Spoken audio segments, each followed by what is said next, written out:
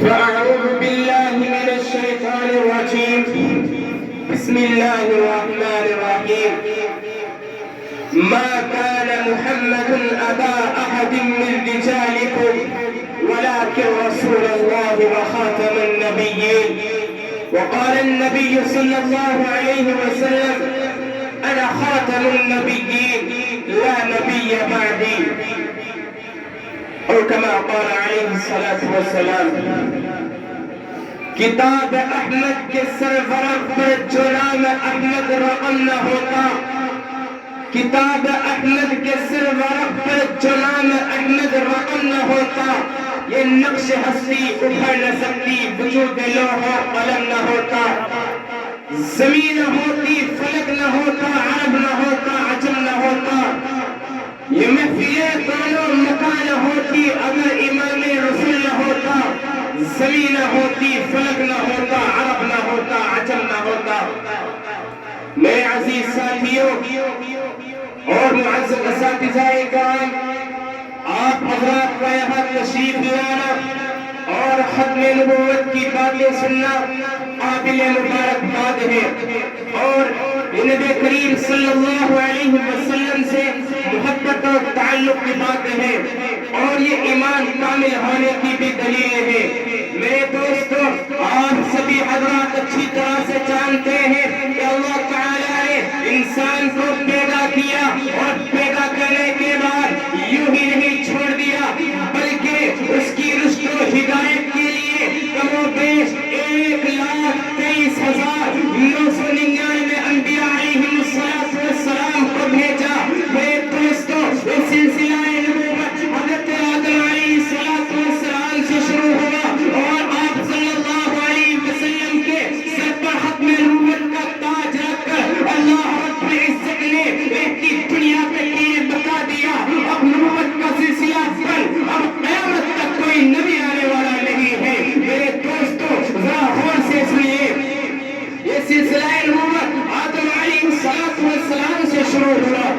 اور ایک ایک وقت میں کئی نبی ہوا کرتے،